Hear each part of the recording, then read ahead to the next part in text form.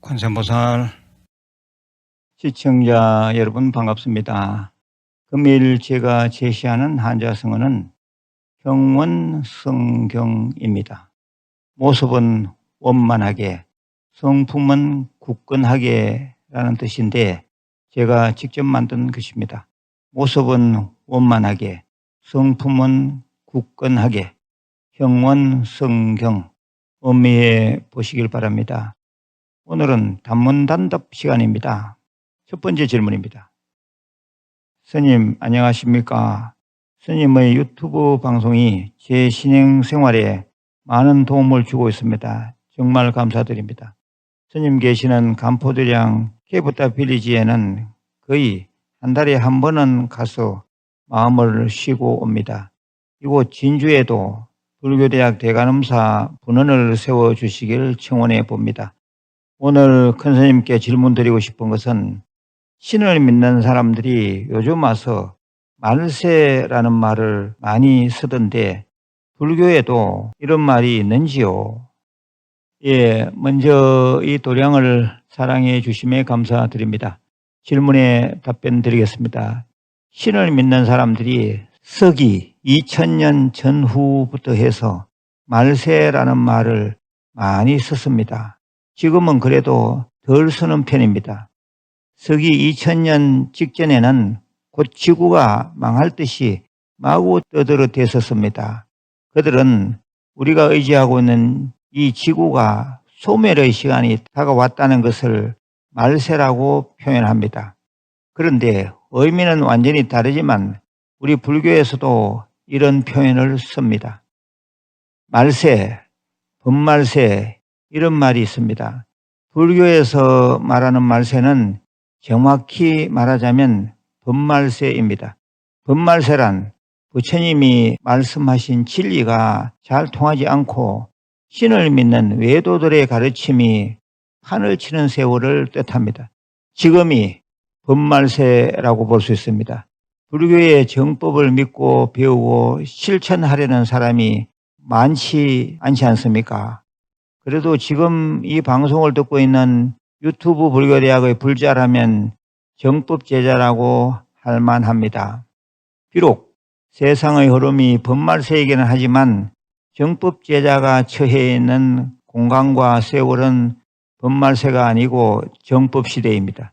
우리 모두가 지금 이 세월이 범말세임을 자각하고 모두가 다 정법을 믿고 공부하고 수행한다면 다시 부처님이 계시는 정법 시대로 돌아갈 수 있습니다. 정법 불자들의 분발심이 요구되는 시점에 우리 불교가 놓여 있습니다. 그래서 범말세, 말세입니다. 두 번째 질문입니다. 스님, 무속인 채널을 보다가 궁금한 게 있어서 말씀드립니다. 무속인이 말하길 인등을 밝힐 때 촛불이 아니면 효과가 작다라고 하였습니다. 사실인가요? 인등은 부처님의 복덕과 지혜를 끌어내어 가피를 입고자 하는 등입니다. 우리나라 사찰에서는 대부분 인등을 밝히고 인등기도를 합니다. 그런데 이 인등의 가장 큰 특징은 24시간 쉬지 않고 불을 켠다는 것입니다. 그래서 예전에는 호롱을 이용하여 석유기름으로 인등을 밝혔습니다. 그러다가 전기가 들어온 이후로는 모든 절에서 전기로 인등을 밝히게 되었습니다. 질문자께서 무속인이 촛불로 인등을 밝힌다고 했다라고 하셨는데 그것은 굳이 그럴 필요도 없거니와 촛불로 인등을 하기란 대단히 어렵습니다. 요즘 와서는 부처님 상단의 등 공양도 촛불보다는 전기불로 하는 경우가 많습니다. 따라서 인등은 등을 켜는 소재가 무엇인가 보다는 켜는 사람의 마음가짐과 정성에 핵심이 있습니다. 촛불이 전기불보다 정성이 더 들어간다는 생각은 망상이자 분별심일 뿐입니다. 제가 이미 법문한 인등을 밝혀라, 그 이유는 이 영상을 좀 찾아서 들어보신다면 인등을 켜는 본질이 무엇인지 충분히 이해하시리라고 봅니다. 꼭 좀 들어보시길 권해드립니다. 세 번째 질문입니다. 스님, 법문 들려주셔서 감사합니다. 해죽헌 스님, 궁금한 것이 있습니다. 마을 상좌와 법 상좌가 어떻게 다른지 알고 싶습니다. 예, 제가자의 입장에서는 마을 상좌가 곧 법 상좌입니다. 참고로 말씀드리면 출가자의 입장에서는 법 상좌가 있고 또 직계 상좌가 있을 수 있습니다. 직계 상좌는 처음 스님이 될 때부터 제자인 경우를 말하고, 법 상좌는 스님으로 살다가 다시 어느 한 스님을 은사로 모시고 그 스님의 제자가 된 경우를 말합니다. 다른 말로는 근당상좌라고도 합니다. 네 번째 질문입니다. 스님, 너무 힘들고 어떻게 해야 할지 몰라서 문의드립니다. 현재 고3인 아들이 고1부터 학업으로 힘들어하더니 고2 때 학업을 포기하였습니다. 공부에 대한 열정이 그 어떤 것보다 강한 아이였는데 어느 순간부터 아이가 밤에 잠을 못 자고 게임에 빠지면서 학교에서는 잠만 자고 또는 안 갑니다. 이상해졌다는 말이 딱 맞을 것 같아요. 이것도 빙의가 된 것일까요? 예, 부모가 많이 힘들겠습니다. 이런 경우는 아직 빙의는 아닙니다. 그런데 이 세월을 오래 방치하면 의지가 나약해지고 몸이 약해져서 빙의가 될 수도 있습니다. 이 상태에서 개선의 여지가 전혀 없으면 전문 상담가와 얘기해 보는 것이 좋겠습니다. 아니면 잘 아는 스님과 대화를 좀 시켜보는 것도 좋겠습니다. 사실 요즘 이런 아이들 많습니다. 절대 포기하지 말고 아이에게 희망을 주면서 방법을 찾아보셔야 합니다. 아이와 잘 얘기해서 공부를 새로 시작해 보시길 권해드립니다. 자퇴하고 검정고시를 해보되 수능도 대비할 겸 높은 점수를 받을 계획으로 덤벼들어야 합니다. 1, 2년 늦어지는 것은 큰 문제가 되지 않으니 아이와 잘 상의해 보시길 바랍니다. 아이가 희망을 가질 수 있는 용기를 주어야 합니다. 얼마든지 개과천선할 수 있습니다. 다섯 번째 질문입니다. 스님 법문 감사합니다. 질문이 있습니다. 기도 중에 횟수를 까먹었을 때는 그냥 넘어가도 되는지요?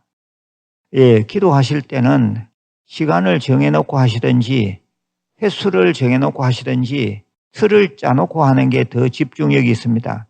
횟수를 정해놓고 하다가 까먹었을 때는 다시 처음부터 새로 하면 됩니다.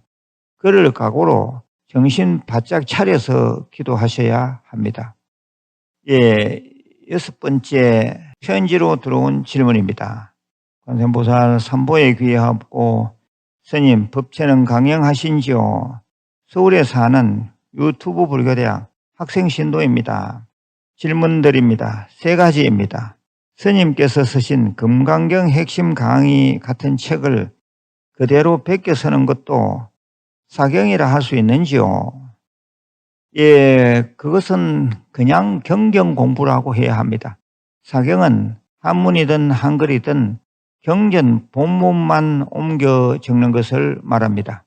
둘째는 스님께서 부처님 오신 날 법문에 소꿉장난하던 아이가 부처님께 흙으로 빚어 만든 밥을 정성껏 공양 올리고 그 공덕으로 200년 후에 아쇼카 왕으로 환생하였다라고 하셨는데 왜 바로 다음 생이 아닌 200년 후인가요?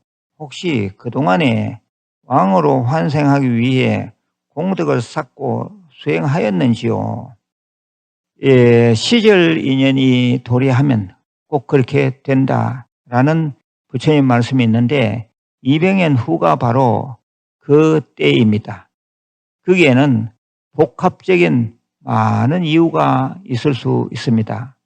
예, 질문하신 불자님처럼 공덕을 쌓고 수행하는 기간이 필요하였을 수도 있고 또 여러 상황이 인연법에 딱 맞아 떨어진 때가 200년 후였다고 보면 됩니다. 셋째는 시기상 기일이 먼저인 분의 날짜에 합쳐서 기제사를 챙기는 것이 맞으나 기일이 먼저인 분의 날짜를 정확하게 알기 어렵습니다. 나중 분의 기일은 정확히 아는 경우라면 기일이 나중인 분의 기제삿날 합쳐서 제사를 지내도 무방한지요. 그렇게 하시면 됩니다. 여러 차례 편지 질문 주신 6번째 질문의 불자님께 감사를 드립니다. 이상으로 제가 준비한 금일 단문단답은 모두 끝이 났습니다. 들어와 있는 질문과 좋은 것들이 넘쳐납니다만 시간 관계상 오늘 또 다 하지 못했습니다. 다음 주에 이어서 또 하겠습니다. 마지막으로 공지사항입니다. 간포도량 케이프타 빌리지 해변젤에서는 매월 음력 보름 저녁 9시부터 다음날 새벽 4시까지 보름 달빛 방생 및 철야 기도를 합니다. 누구든지 동참할 수 있습니다. 한 가지 덧붙여 말씀드리면 해변절 용바위 앞이 방생 명소로 급부상하였습니다. 해변절로 문의하시면 개인 방생도 하실 수 있으니 많은 관심과 참여 부탁드립니다. 끝으로 참회 진언을 3번 외우고 마치겠습니다. 옴 살바 모짜 모지 사다야 사바하. 옴 살바 모짜 모지 사다야 사바하. 옴 살바 모짜 모지 사다야 사바하. 건강하시고 내일 다시 뵙겠습니다. 관세음보살.